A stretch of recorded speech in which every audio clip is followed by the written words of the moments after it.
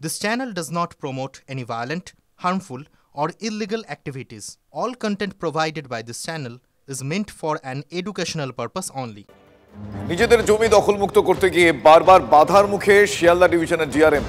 এবার মুখ্যমন্ত্রীকে চিঠি দেওয়ার সিদ্ধান্ত নেওয়া হয়েছে। বারবার শিয়ালদা ডিভিশনের ডিআরএম দীপক কুমার নিগম দখল হয়ে যাওয়া জমি দেখতে গিয়ে বিক্ষোভের মুখে পড়ছেন। এমনকি শিয়ালদা ডিভিশনের কর্তারা বিশেষ ইন্সপেকশন ট্রেনে দখল হওয়া জমি দেখতে গেলে মাঝপথ থেকে তাদেরকে ফিরিয়ে দেওয়া হচ্ছে।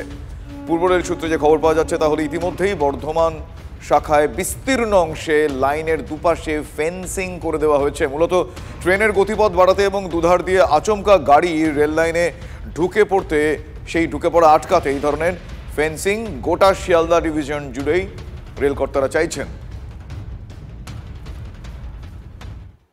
পূর্ব রেলের শিয়ালদহ ডিভিশনের একাধিক লাইনের পাশে রয়েছে রেলের জমি, আর সেই জমি বছরের পর বছর দখল হয়ে রয়েছে। স্বাভাবিকভাবেই রেলের উন্নয়নে এখন সেই জমি প্রয়োজন, রেলের গতি বৃদ্ধির জন্য সেই জমি প্রয়োজন হয়ে দাঁড়িয়েছে। আর সেই জমি যখন পুনরুদ্ধার করতে যাওয়া হয় ডিআরএমের তরফে, তখন নানান সময় বিক্ষোভ দেখাচ্ছেন সাধারণ মানুষ থেকে ব্যবসায়ীরা। কিন্তু প্রশ্ন উঠছে, বারবার করে রেলের তরফে রাজ্য সরকারের কাছে চিঠি দেওয়া হয় সহযোগিতা করার জন্য, কিন্তু সেই সহযোগিতা আজ পর্যন্ত মেলেনি। ডিআরএম যখনই যাচ্ছেন সেই দখল হয়ে যাওয়া জমিগুলি দেখার জন্য বা কিভাবে এগুলি পুনরুদ্ধার করা হবে তা নিয়ে আলোচনা করার জন্য, তখনই নানা রকম বিক্ষোভের মুখে পড়তে হচ্ছে শিয়ালদহ ডিআরএমকে। এই অবস্থায় আদৌ দখল হয়ে থাকা জমিগুলো উদ্ধার করা সম্ভব হবে কি না সেটা নিয়েই তৈরি হয়েছে প্রশ্ন। আর দখল হওয়া জমি যদি উদ্ধার করা না সম্ভব হয়, তাহলে ট্রেনের গতি যেমন বাড়বে না, তেমন নতুন লাইনও পাতা সম্ভব হবে না বলে রেলের তরফে জানানো হয়েছে।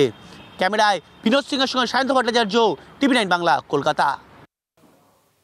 তাদের ইন্সপেকশন কার আশ্চর্যজনকভাবে আটক করা হয়েছে।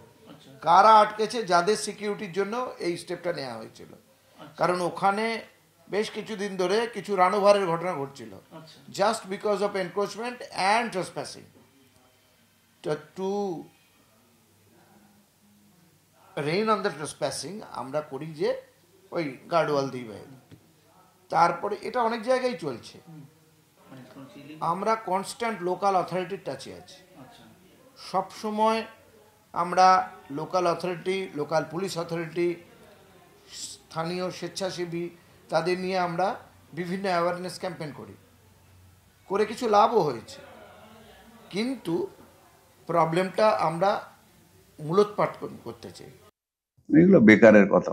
প্রচুর জায়গায় রেল তুলে দিয়েছে, প্রচুর জায়গা আছে। এই তো সেদিন রামপুরহাটে তুলে দিয়ে, এগুলো বেকারের কথাবার্তা। এগুলো হচ্ছে পলিটিক্যাল কথাবার্তা।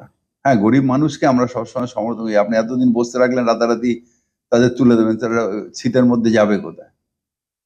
কোথাও একটা পুনর্বাসন দিয়ে আপনি করুন। এক্ষেত্রেও আবার যদি বলে এবার কোর্টে ফোর্টে চলে গেলে মুশকিল, আবার কোর্ট বলে দেবে যে সিআইএসএফ সিআরপিএফ দিয়ে জমি দখল করে নাও। হ্যাঁ, এইভাবে তো একটা সরকারের কাজ হতে পারে না। না, সরকারের কাজ লেঠেল দিয়ে সবসময় পরিচালনা করা নয়। আইন শৃঙ্খলা রাজ্যের দায়িত্ব। আইন শৃঙ্খলা যদি তারা পালন না করে কি ঘটনা ঘটবে? এটাই ঘটবে। এই রাজ্য চাই স্থিতিশীল, মানে কোথাও গতিহীন, কোথাও গতি চায় না।